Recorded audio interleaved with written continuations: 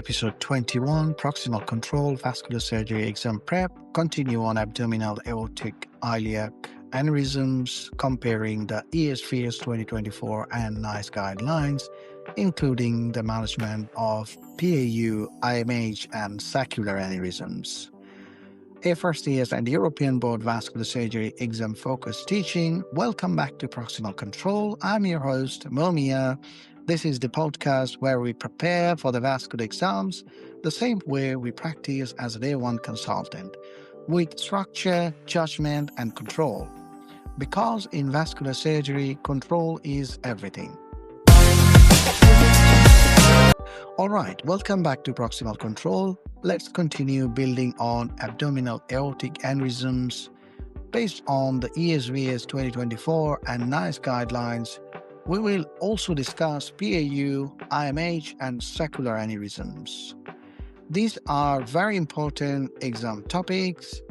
First, we will talk about the ESVS 2024 guidelines that are new and also compare with the NICE guidelines. So what's new in 2024 guideline? Let's start with what's new section. The major updates include a newly defined core outcome set for elective AAA repair, a higher minimum center volume recommendation, sex-specific surveillance intervals, a new recommendation to stop surveillance when it becomes futile, strengthened emphasis on cardiovascular risk reduction, clarification that the guideline does not support restricting exercise or sexual activity in AAA patients, a strong negative recommendation not to repair men with AAA under 55 mm and women under 50 mm, a continued preference for EVAR in most suitable patients, but with stronger caution against using EVAR outside IFU in elective cases. Updated rupture AAA management, including permissive hypotension, aortic balloon occlusion, colonic ischemic pathway, and aortocaval fistula. An update about EVAR follow-up algorithm as well, and an increased diameter threshold for iliac aneurysm repair to 4 mm. Screening remains one of the strongest areas in the guideline. The MASS is the largest and most important UK study in men aged 65 to 74. AAA mortality odds ratio is 0.58 with no difference in all-cause mortality, but very important long-term cost-effectiveness data. And the screening works, especially in older men, remains cost-effective despite the falling prevalence of AAA. The ESVS guideline introduces an important concept: stop surveillance when it becomes futile. If a small AAA is not expected to reach the repair diameter within the patient's lifetime, or if the patient is no longer fit for repair, continued surveillance may not be beneficial. In particular, octogenarians with AAA under 40 mm are unlikely ever to reach the repair threshold or undergo repair. But the decision to stop surveillance should be explained clearly and aligned with patients' wishes.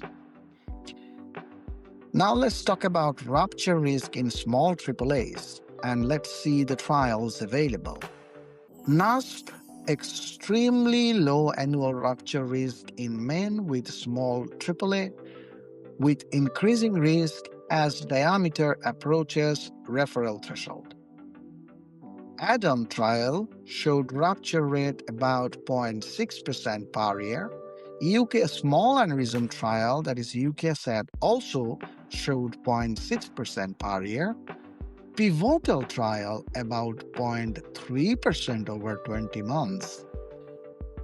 Rescan trial also showed around 0.64% per year at 50 millimeter in men, but 2.97% per year at 50 millimeter in women. That last point is very important. Women rupture a small diameters, but they also have higher operative mortality, which is why the exact threshold remains controversial. The guideline also notes that rapid growth over 10 millimeter per year is often coded as worrisome. But the first thing to do if you think a small aneurysm is growing rapidly is to remeasure it because measurement error is common. Do not repair small asymptomatic AAA below guideline diameters. Recheck if the growth seems unusually fast, and remember that women rupture earlier but also tolerate repair less well.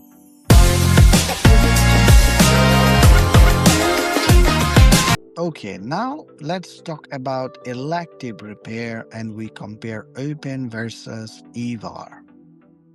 The 2024 ESVS guideline still keeps a strong momentum towards EVAR as the preferred treatment modality for AAA in most anatomically suitable patients, but it adds important caveats. Use devices with proven durability, avoid elective EVAR outside IFU, and ensure long-term follow-up because late failure still matter. The four main RCTs that you need to know are really important. The guideline highlights four classic RCTs comparing EVAR and open repair for intake AAA. The first one is EVAR-1 trial. EVAR-1 trial showed lower perioperative mortality with EVAR, that's 1.7% versus 4.7% with open. Early survival benefit disappears after about 2 years. Higher aneurysm-related mortality after 8 years in EVAR, largely from late secondary rupture. Higher reintervention rate after EVAR. The DREAM trial showed lower perioperative mortality, that is EVAR had 1.2% versus 4.6% with open repair. Early advantage lost by the end of the first year. Similar long-term survival, higher reintervention after EVAR. OVER trial showed lower perioperative mortality with EVAR 0.5% versus 3%. Early benefit persists up to 3 years, then disappears. No major difference in reintervention, quality of life, cost or cost effectiveness. ACE trial, no meaningful perioperative mortality difference, no long-term survival difference up to 3 years, higher reintervention after EVAR, 16% versus 2.4%. Then the individual patient data meta-analysis of the 4 trials showed EVAR had lower mortality up to 6 months, no long-term total mortality difference overall. Aneurysm-related mortality became higher after 3 years in the EVAR group. Reintervention was generally higher after EVAR, though that difference narrows if you include laparotomy-related complications after open repair. So we can say that EVAR is good for early benefit, however, for long-term open repair, comparatively better.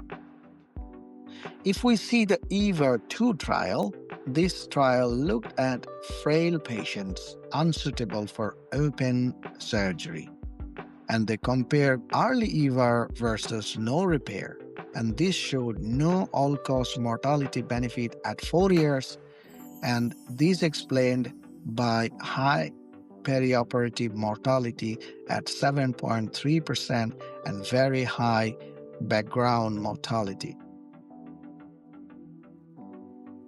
But at long-term follow-up, EVAR did reduce aneurysm-related mortality,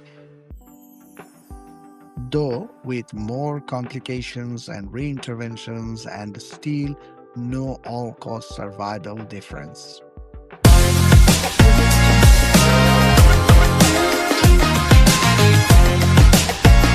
Now let's talk about the ruptured AAA. This is very important because the guideline includes both evidence and practical pathway logic. First, start with the permissive hypotension. The guideline recommends permissive hypotension for ruptured AAA. The idea is to avoid worsening hemorrhage before proximal control is achieved. There are no direct comparative ruptured AAA trials of permissive versus normotensive resuscitation, but the practice is accepted and recommended.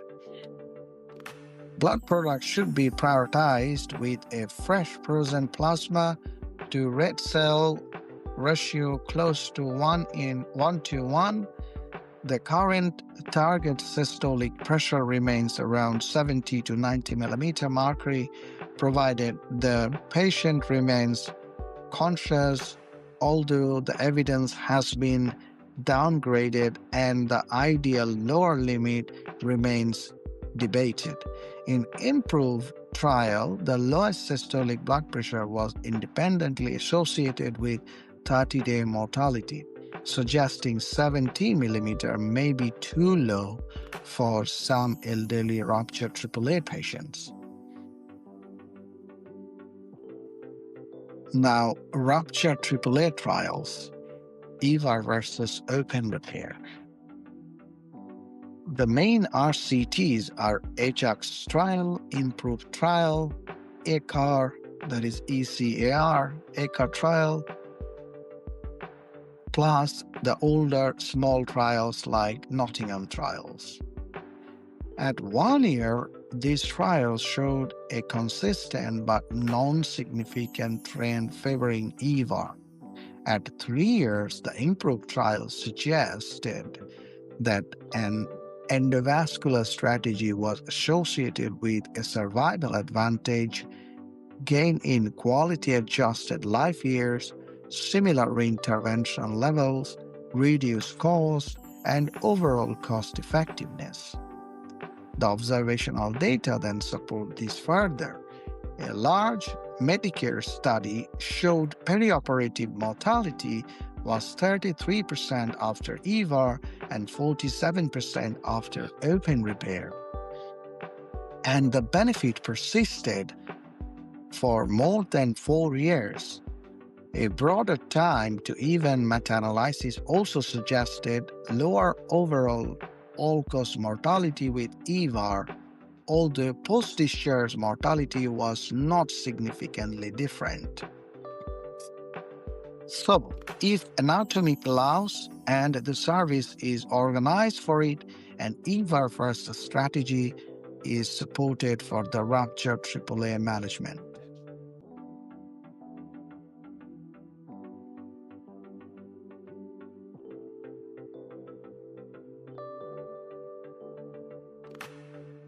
The guideline also include large registry data showing lower mortality with EVAR than open repair in ruptured AAA. For example, UK hospitals episode statistics showed 32% mortality after EVAR versus 47% after open repair. The VascuNet also showed 20% versus 33%. That helps if the examiner pushes you beyond the RCTs.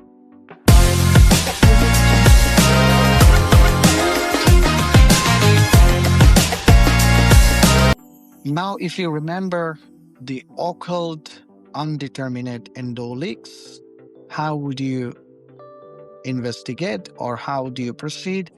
If the sac growth occurs without a visible endoleak, start with CT angio or duplex ultrasound. If still uncertain, do a contrast enhanced ultrasound. If the contrast enhanced ultrasound unavailable or inconclusive, consider dynamic CT angio or MR angio with blood pool agent.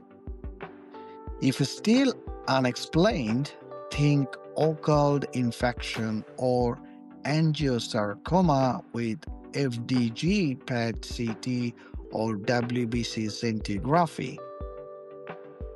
Direct sac puncture with culture and molecular testing can help. Angiography with temporary balloon occlusion is usually the final invasive step, ideally with treatment materials ready. This is the algorithm that sounds impressive in Viva, if you can say.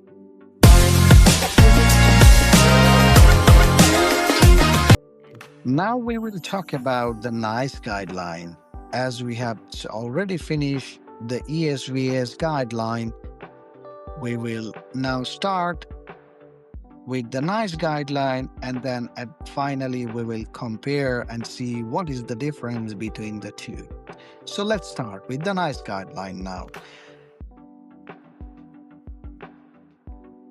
The first thing to understand is that the NICE takes a very pragmatic approach, and this is NHS-focused, cost-effectiveness-driven approach.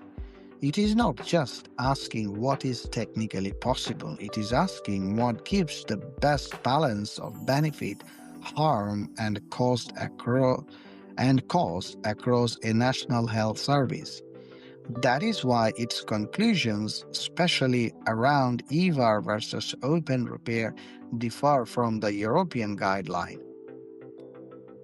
On diagnosis and case finding, NICE says all men aged 66 or over who have not already been screened should be informed about the NHS AAA screening program and advised they can self-refer.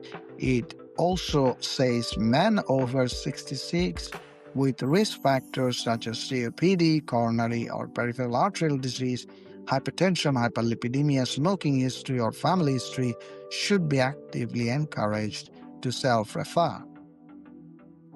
For women aged 70 and over, NICE does not recommend population screening, but it does say to consider aortic ultrasound if AAA has not already been excluded and they have relevant risk factors.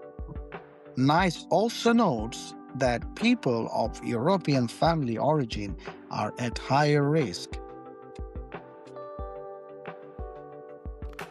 For suspected asymptomatic AAA, NICE recommends aortic ultrasound if aneurysm is 5.5 cm or larger. Refer to a regional vascular service to be seen within 2 weeks. If it is 3 to 5.4 cm, refer within 12 weeks. For suspected rupture or symptomatic AAA, NICE recommends an immediate bedside aortic ultrasound if the scan is positive, unavailable, or non-diagnostic, but suspicion remains high. There should be an immediate discussion with a regional vascular service. On imaging technique, NICE is very specific. Ultrasound measurements should use the inner-to-inner maximum anterior-posterior diameter matching the NHS AAA screening program. For elective repair planning, The gold standard is thin-sliced, contrast-enhanced arterial phase CT angiography. For suspected rupture, CT angiogram should also be considered if the patient is being evaluated for repair. But NICE accepts that some patients will need urgent transfer or surgery without delay for CT. On medical management, NICE is focused on risk reduction, not on any supposed anti-aneurysm drug. It recommends smoking cessation, proper hypertension management, and broader secondary prevention of cardiovascular disease. It explicitly recommends that patients with AAA receive information and interventions for cardiovascular prevention. It also says do not routinely offer preoperative beta blockers and do not offer remote ischemic preconditioning. For surveillance, NICE says patients with asymptomatic AAA should undergo ultrasound surveillance using the same frequency as the NHS AAA screening program. NICE deliberately keeps surveillance aligned with the national program rather than inventing a separate parallel system.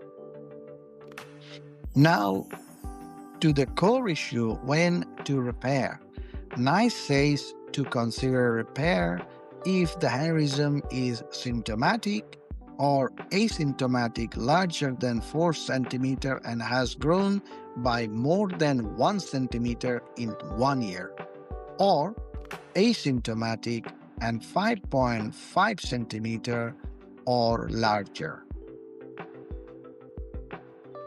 The really important part is what NICE says about procedure choice in rupture infrarenal AAA. NICE recommends open surgical repair as the default treatment for patients who meet criteria for repair, unless open repair is contraindicated because of abdominal copathology, anesthetic risk, or medical comorbidity. It says to consider EVAR only in selected situations such as hostile abdomen, horseshoe kidney, stoma, or other individual features, making EVAR preferable. And if open repair is contraindicated by anesthetic or comorbidity, NICE says to consider EVAR or conservative management.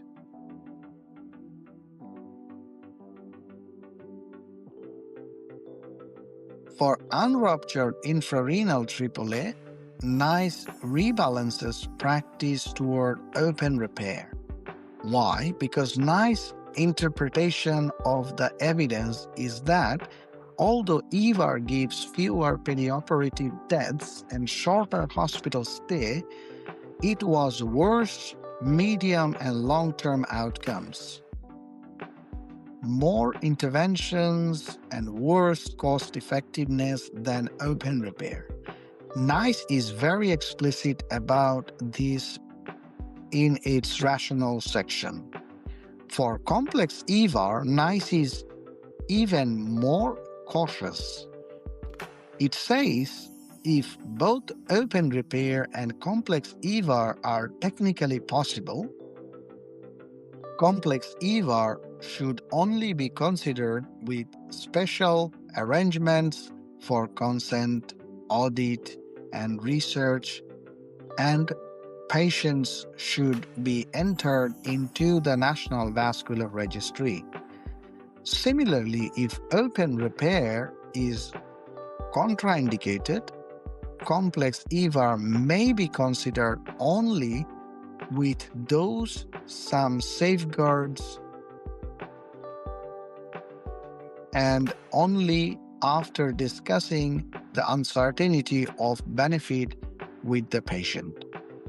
For ruptured AAA, NICE is more balanced It says consider EVAR or open repair for ruptured infrarenal AAA, but adds an important age and sex points.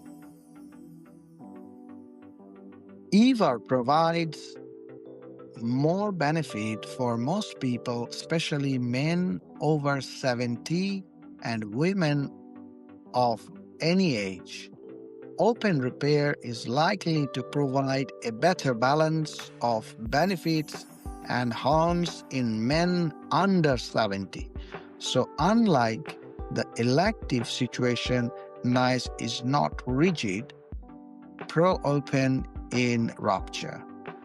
It becomes more selective and patients group specific.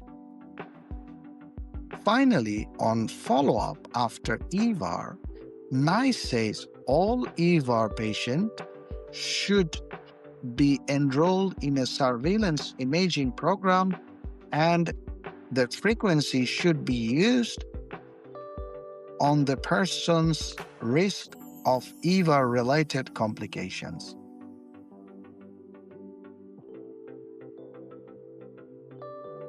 It recommends CT angio or duplex for sac diameter and limb kinking and says that if an endo leak is suspected, use contrast-enhanced CT angiogram and contrast-enhanced ultrasound if CT angiogram is contraindicated. Importantly, NICE says do not exclude an endo leak based on a negative color duplex alone. For management, type 1 and type 3 endo leaks consider intervention. Type 2 endo leaks consider intervention if there is sac expansion. Type 5 endo leak investigate further. So the final summary of NICE is NICE supports ultrasound-based diagnosis and surveillance, uses inner-to-inner AP measurement, requires symptoms rapidly enlarging or 5.5 centimeter aneurysms, favors open repair for most unruptured infrarenal aneurysm, and is cautious about standard and especially complex EVAR in elective practice, but is more accepting EVAR in rupture, particularly in older men and women.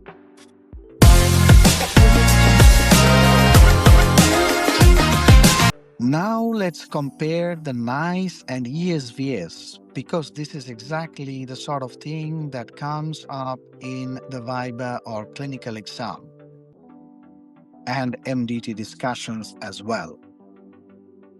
Overall, NICE strongly cost-effectiveness driven, heavily weighted toward RCT evidence, more conservative about adopting EVAR broadly in elective AAA, explicitly says practice should be rebalanced toward open repair for unruptured infrarenal AAA, whereas in ESVS 2024 guideline, more clinically pragmatic and pan-European and uses broader evidence, including observational data and expert consensus, more accepting of EVAR as preferred treatment in suitable anatomy, places greater weight on real-world practice,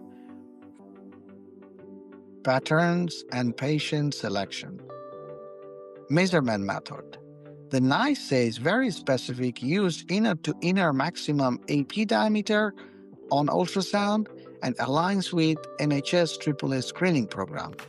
ESVS acknowledges the measurement variability and does not recommend one caliper placement method over another, but says the repair threshold should preferably be based on ultrasound measurement. Now, treatment threshold for unruptured AAA. The NICE says repair if symptomatic, 4 cm with growth more than 1 cm per year, or the aneurysm is more or equals 5.5 cm. ESVS says stronger negative recommendation: do not repair less than 55 millimeter in men, do not repair less than 55 millimeter in women, and consider repair at 55 millimeter in men and 50 millimeter in women.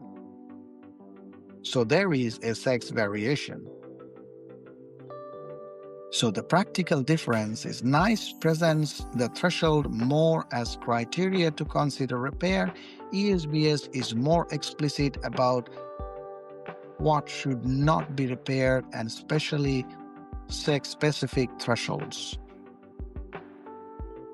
For women, NICE does not create a separate lower routine threshold for women in the recommendation set and use the general 5.5 centimeter repair criterion in the main operative recommendations wording.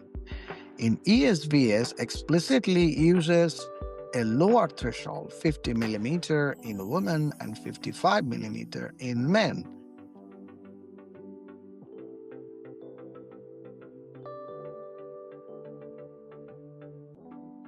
Now, elective unruptured infrarenal AAA, EVAR versus open. The NICE says open repair is first line, standard EVAR only if there is hostile abdomen, horseshoe kidney, stoma, or other specific individual factors. If open repair is contraindicated, then only consider EVAR or conservative management.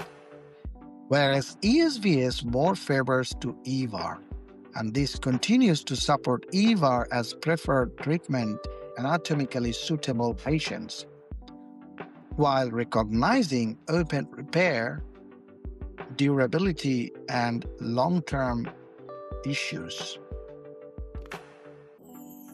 So, the main thing, NICE open first, ESVS, EVAR favoring in suitable anatomy. In complex endovascular aneurysm repair, the NICE adopted very cautious and only consider complex EVAR with special consent, audit or research arrangement, National Vascular Registry entry, and applies both when open repair is suitable and when open repair is contraindicated. However, ESVS are more accepting of complex endovascular strategies in specialist centers. Discuss fenestrated or branched EVAR, parallel grafts, hybrid repair, spinal cord protection, renal preservation as part of standard complex aortic practice in expert units. So, the main thing, NICE consider complex EVAR or complex endovascular aneurysm repair as research and audit cautious. However, ESVS it considers as in a specialist center as pragmatic. About ruptured AAA, the NICE consider EVAR or open, and it states EVAR more beneficial for most people, especially men over 70 and women of any age. However, open may be better in men less than 70. Whereas ESVS says more broadly supports an EVAR first strategy when anatomically feasible, does not frame the recommendation around the same age, sex, subgroup distinctions. So NICE says subgroup specific, ESVS more general for EVAR first line if feasible for ruptured AAA. Surveillance after EVAR. NICE says all EVAR patients enrolled in imaging surveillance, frequency based on risk, CT angio if endolic suspected, do not exclude endolic on negative duplex alone. ESVS, however, says more structured and more detailed approach. Use a 30-day CT Then risk stratification into low risk, high risk, and failure or EVAR failure or reintervention pathway. A low risk patient may have delayed imaging at 5 years, and high risk patients need annual CT angio or duplex. So the NICE is principle based, ESVS is algorithm based. The surveillance futility, NICE less explicit in the main recommendation set about stopping surveillance for futility. ESVS explicitly introduces the concept of terminating surveillance when futile. Now the iliac aneurysm threshold. The NICE is mainly AAA focused and does not foreground iliac threshold changes in the way ESVS does. ESVS mentioned updated threshold for consideration iliac aneurysm repair when it's 40 millimeter or over.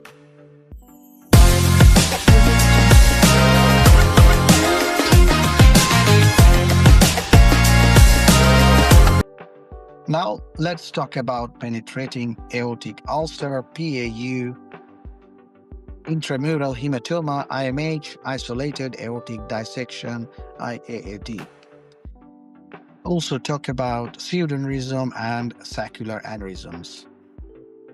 So the penetrating aortic ulceration of an atherosclerotic plaque that penetrates through the aortic intima, creating a variable hematoma within the aortic wall. Typically affects elderly patients with systemic atherosclerosis. Estimate incidence is 1% in the vascular population. Abdominal PAU is 11 to 24% of all PAUs. Thoracic PAU is more common, that's 76 to 86%. Multiple lesions and associated aneurysms may coexist. Complication of PAU could go to intramural hematoma, pseudoaneurysm formation, extra aortic hematoma or rupture, that's 4 to 7%, lower limb embolization around 12%. Symptomatic in 18 to 70% in the form of pain, which could happen in half of the patient, acute lower limb ischemia in 12%, rupture in 4 to 7%. CT findings, a contrast field crater communicating with the aortic lumen. Craniocaudal extent is much shorter than IAAD or primary IMH. This is useful distinguishing between feature on imaging. Intramural hematoma, blood in the aortic wall without an intimal tear or entry point on imaging rarely exists in the abdominal aorta alone. On an enhanced CT, there is a crescentic area of smooth high attenuation within the aortic wall. Remember, this needs to be unenhanced CT slices. Distinguish for ulcer-like projections. Intramural blood pools are frequently observed but not associated with poor prognosis. If detected in the abdominal aorta, always consider and exclude trauma, iatrogenic injury, or PAU as the underlying cause. Isolated abdominal aortic dissection. Tear in the intimal layer with subsequent blood flow into the media, creating a false lumen, much less common than thoracic or thoracoabdominal dissection. The key facts: entry tear below or at the level of the renal arteries in 82% of cases, concomitant AAA in 41% of symptomatic IAAD. Commonest complaint: abdominal back or flank pain 57 to 62%, acute lower limb ischemia occurs in 5%. CT findings: linear filling defect in aortic lumen, true lumen often smaller than false lumen. Pseudoaneurysm: dilatation of the aorta due to disruption of all layers contained only by peri-aortic connective tissue, a false aneurysm. This is a false aneurysm and can complicate PAU, IAAD, or arise de novo. Also occurs as a late complications of open surgical repair as para-anastomotic pseudoaneurysm. Saccular aneurysm: a peripheral aneurysm involving only a portion of the aortic circumference distinct from fusiform. Always exclude infection first. If infected, manage as mycotic AAA. If non-infected, consider earlier intervention than standard fusiform AAA with a lower diameter threshold. Given possible increased rupture risk, nature of management should be based on individual risk assessment. Now, management framework for all 5 entities. Imaging: both CT angio or MR angiogram enable diagnosis with high accuracy. Serial imaging surveillance is justified in all. The natural history remains incompletely characterized with highly variable growth rates. Medical management for all uncomplicated cases: reduce blood pressure, same concept as type B dissection, manage atherosclerotic risk factors, optimal pain control, continue imaging surveillance. If it is complicated, that requires intervention. Complicated is defined as for PAU coexisting extra aortic hematoma, that is pseudoaneurysm, embolizations, symptoms, and recurrent pain. For IMH, IAAD, recurrent pain, expansion, peri-aortic hematoma, intimal disruption, and malperfusion. The key IAAD hint is even lesions with diameter less than 50 mm in IAAD, that is isolated aortic dissection. Abdominal aortic dissection require intervention if associated with a concomitant AAA. Though some advocate intervention at any overall aortic diameter more than 30 mm.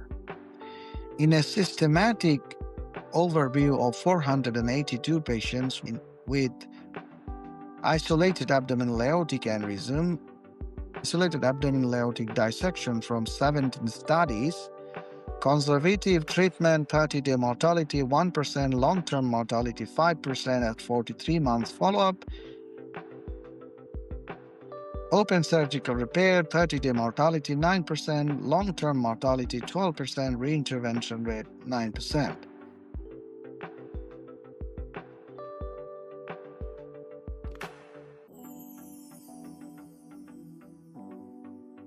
EVAR 30-day mortality 2%, long-term mortality 5%, reintervention 6%, persistent endolic 4%.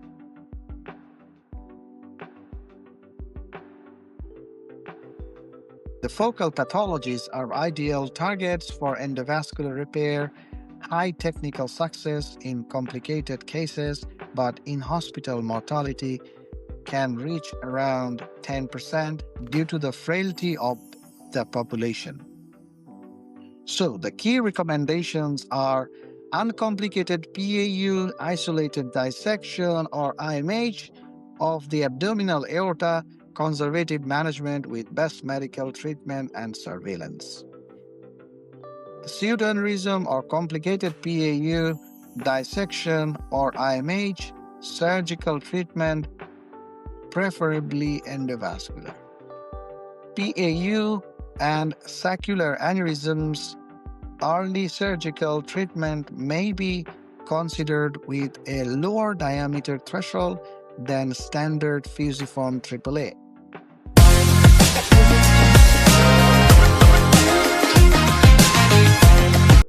Okay, now let's summarize and talk about the key take-home messages from all the AAA episodes. EVAR follow-up is the core concept. Start with 30-day CT angiogram, and then we stratify low risk, high risk, and see if there's a low risk, no endoleak within IFU, seal more equals to 10 millimeter, minimal imaging, and that next will be at 5 year. And high risk will be type 2 endoleak, poor seal less than 10 millimeter outside IFU, hostile neck, hostile iliacs, and then you do annual CT and annual duplex or CT or duplex. Sac shrinkage more than 5 millimeter, that's reassuring, then you can go back to the low risk. If there is EVAR failure, that is type 1 or type 3 endoleak, then you need to do urgent reintervention. For the complex AAA, we talked about short neck is 4 to 10, juxtarenal less than 4, pararenal involves more equals 1 renal artery, paravisceral, renal plus SMA, suprarenal is the pararenal and paravisceral. Type 4 thoracoabdominal includes celiac as well on top of the renal and SMA. The complex EVAR, we said FEVAR for closed wall anatomy, branch EVAR for distant wall anatomy, and that's branch EVAR mainly for type 4 thoracoabdominal aortic aneurysm. Complex AAA is strategy is open repair is durable but higher morbidity. Fenestrated or branched EVAR, lower early risk, more reintervention. Iliac aneurysms and pelvic floor, we said preserve more equals 1 internal iliac. If possible, use iliac branch device, and that's preferred. Alternative is embolization plus external iliac extension, and that's older approach. Iliac branch key points require suitable anatomy, may extend into main internal iliac artery or branches. PAU, atherosclerotic plaque ulceration, ulcerates through intima, can progress to IMH, pseudoaneurysm or rupture. Abdominal PAU, much shorter. Craniocaudal extent, then isolated abdominal aortic dissection on CT angiogram. IMH, blood in the wall, no intimal tear, crescent high attenuation on unenhanced CT. Abdominal IMH is rare in isolation.